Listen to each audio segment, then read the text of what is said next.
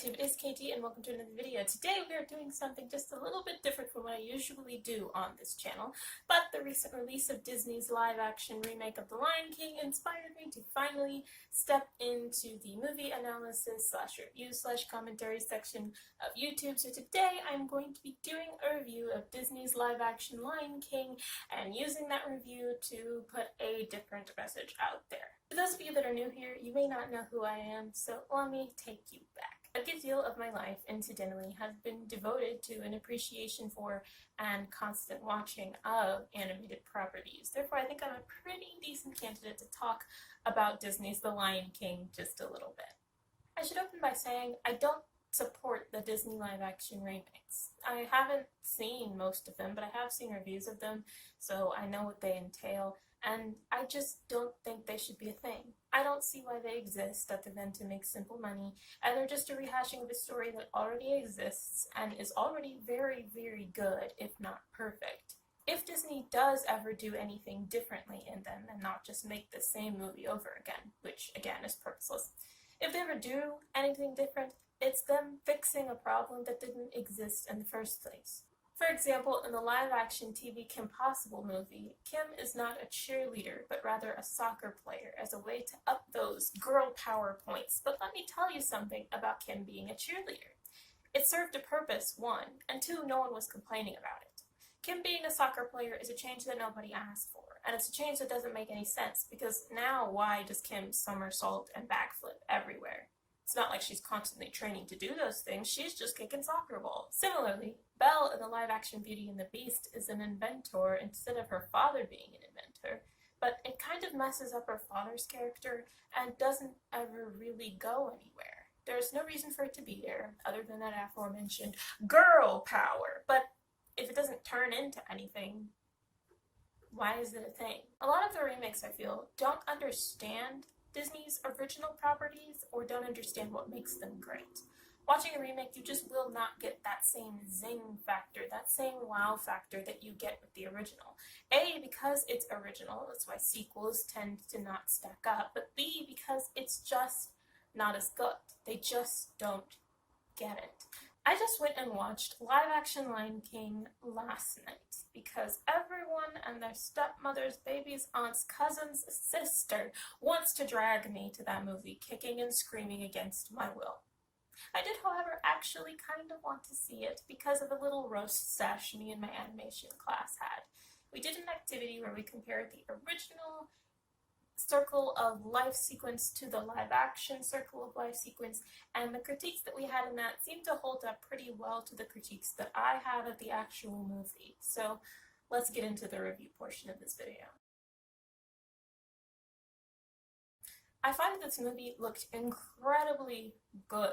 It is animated, but they call it a live action because it's hyper-realistic, and that is not a fallacy or an over-exaggeration in the slightest. I found at times I thought I was watching stock footage of an actual bird flying through an actual sky, and not just an animated, created world. The realism combined with the camera angles allowed for a good understanding of scale between the animals, and that was used to put importance into Simba growing up. When he's little, he's shown running around the feet of bigger lions. When he's little, he's shown running around the feet of bigger lions and elephants, and when he's older, he is oftentimes the biggest thing on the screen. The understanding of scale makes some of these sequences really interesting to watch, particularly Just Can't Wait to Be King and the opening sequence. I quite love Scar in this movie. He is not the same Scar, but he spends more time crafting his plan, and it makes him seem more cunning and diabolical. Furthermore, I find Timon was quite enjoyable. The comedy between Timon and Pumbaa was pretty good. I found that there was a difference in the way that all of the lions looked. For the females, quite slight differences, but differences nevertheless. Nala had a long face.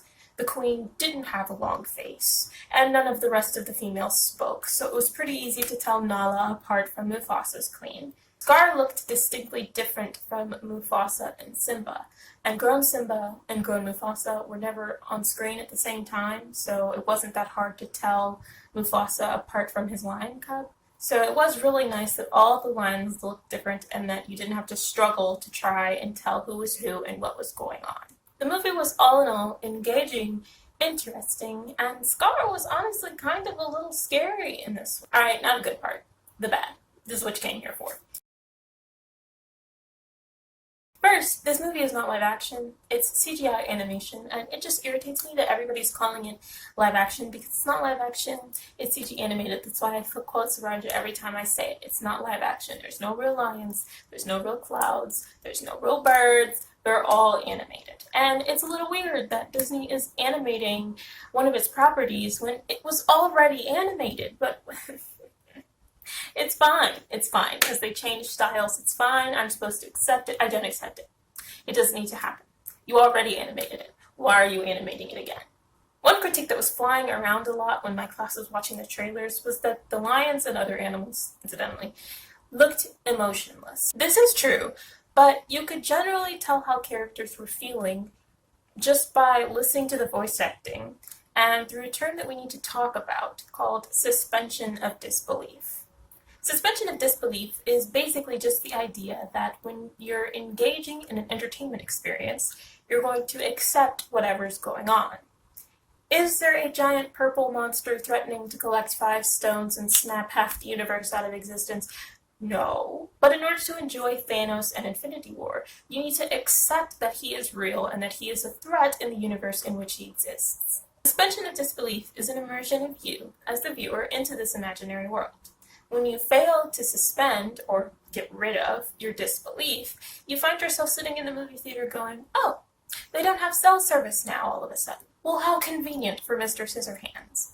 Or, oh, well, lions can't talk. Thoughts like these can take away from your movie-going experience because your brain is busy thinking about the lack of logic rather than enjoying the story in front of you. Suspension of disbelief is something that I struggled with in the CG animated Lion King.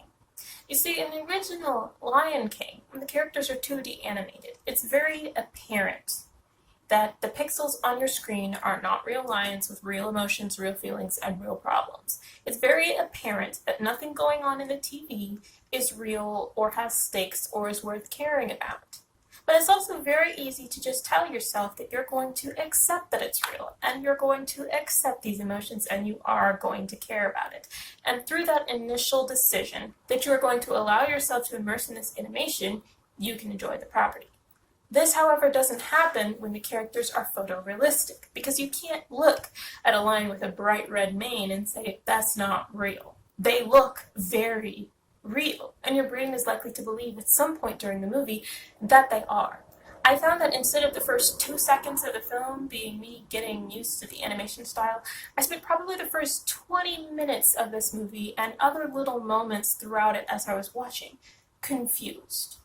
It looks so realistic that at times I would think I was watching Animal Planet.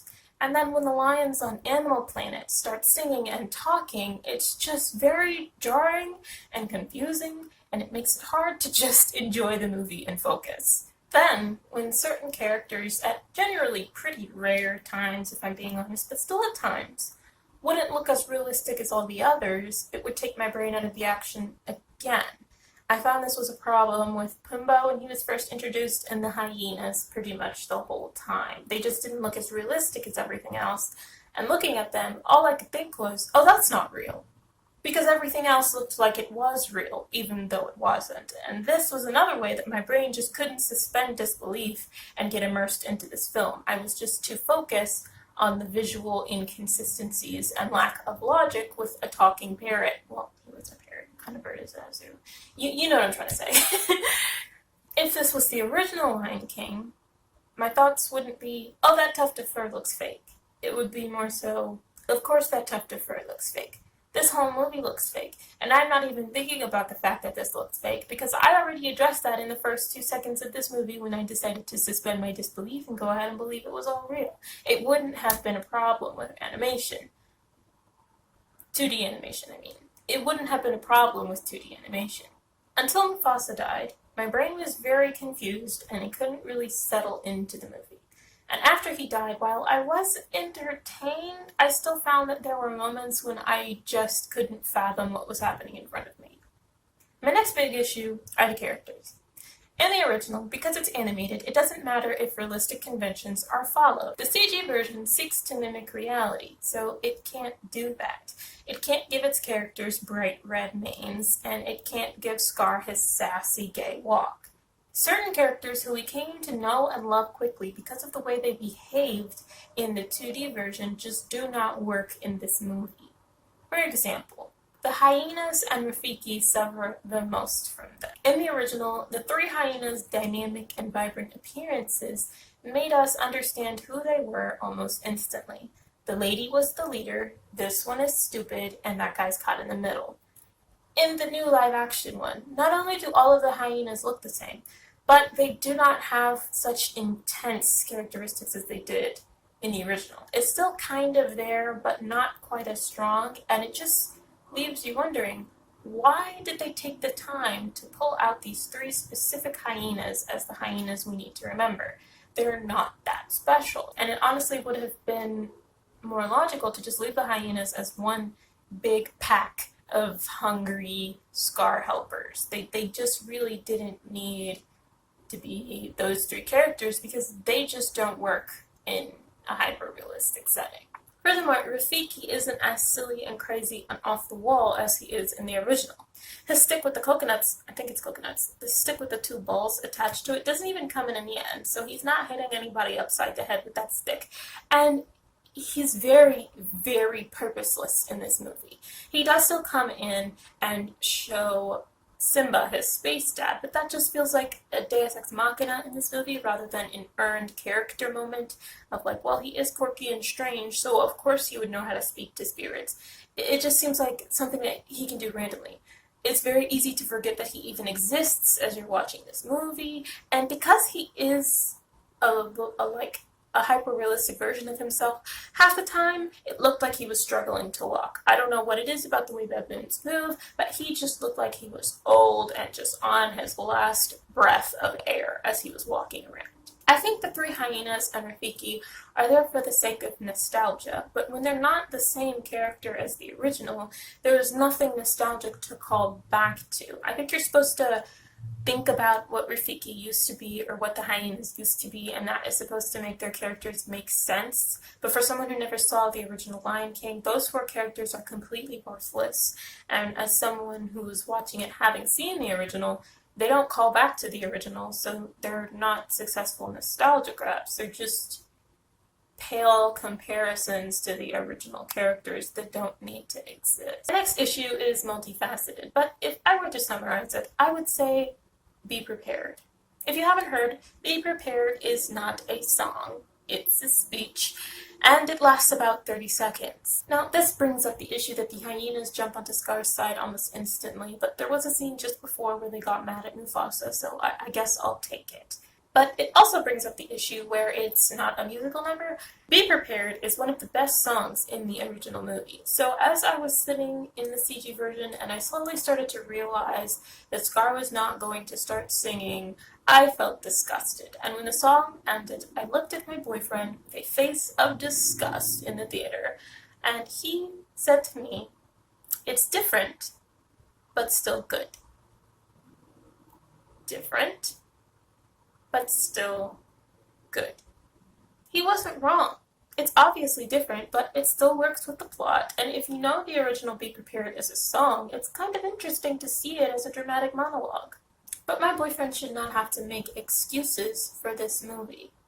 The rest of the movie, with the addition of a couple of tweaks to Scar's original plan, is exactly the shot-for-shot, scene-for-scene, word-for-word same as the original. So Be Prepared, along with the appearance of Just Can't Wait to Be King, the cutting of some other things, yes, it's still good, but let's not act like it's different because the creators had some new great idea. Let's not act like I'm not allowed to critique this movie because it's not the same as the original, so I can't expect it to be, when that's what it's supposed to be. These scenes are only different because they have to be. My favorite part of Be Prepared is in the beginning when Scar says meticulous planning, tenacity, spanning, and scrapes his hand across the rock in his gay, sort of like flamboyant fashion. That could never exist in the CG animated world because that does not look realistic. That's not a movement that a real lion could do. Rising from the holes in the ground, the Nazi-style hyena march across the screen, the bright green colors, the rocks magically levitating Scar up into the ceiling.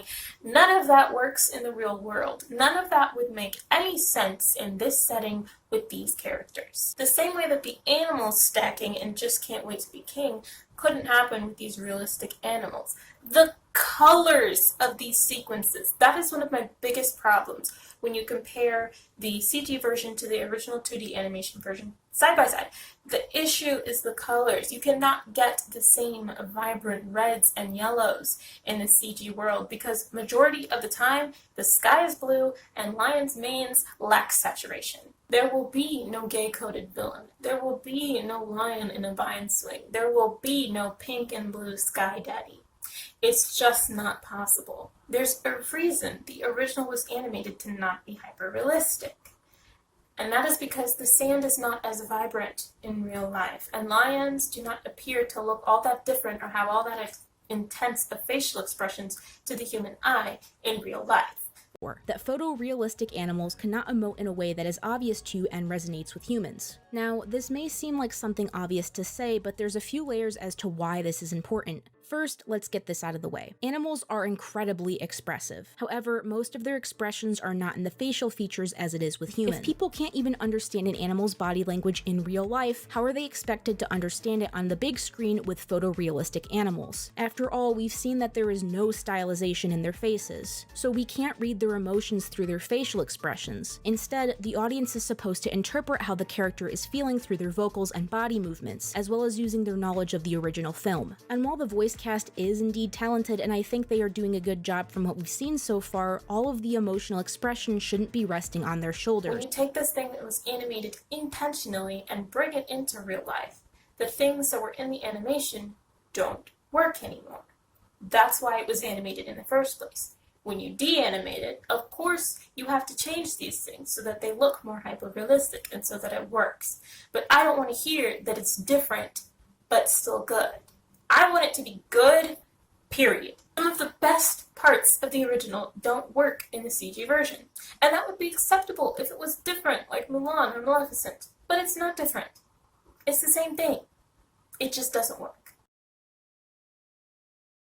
The story was still the same good story. The shot composition worked with giving certain characters importance or magnitude. Scar was great, and almost expressive, but he was only as expressive as any of these animals were allowed to be. The rest of these character models paled in comparison and lacked the emotional capability to be able to tell this story well. These gaps are filled in by the voice acting, of course, but the voice acting is the very thing that makes it hard for you to suspend your disbelief and pulls you out of the movie. Furthermore, Beyonce was doing too much. Every time she talked or sang, it was just like, oh, there's Beyonce, and that is very distracting. Half of the characters didn't need to exist, and the other half only really had distinct characters because we remember what they're supposed to be, rather than just looking at what they are. In this movie, Simba is bland. Simba is bland. Simba has nothing. The only reason we love Simba is because we've already seen Simba go on his adventures and we know we're supposed to love Simba. But this movie's Simba is just a whiny little baby who will not accept the fact that he's a cub, even though he is a cub, then ruins everything, runs away, and acts like Hakuna Matata, nothing happened. The original Simba did do the same thing, but you don't interpret it the same way, because you can understand him as a character. This Simba is just a lion. It's just a lion. This Rafiki is just a baboon. This Nala is just Beyonce. I won't say it wasn't good. I won't say it wasn't entertaining. I won't say it wasn't funny. It was. But it wasn't as good. It wasn't as entertaining. It wasn't as funny. It didn't need to exist and irritates the 2D animator within me. Maybe I'm just letting my bias get the best of me in this situation, but I feel like animation as a media should be progressing. 2D, 3D, CG, visual effects, all of it should be moving forward. I'm tired of watching this company rehash old ideas and remake things just for the purpose of cash grabbing, when there are endless, infinite, new, fresh, fun, creative, innovative, inspiring ideas that could be brought to life. We audiences are no longer nostalgic for old Disney and Pixar faces and story beats. We're nostalgic for Disney and Pixar feeling.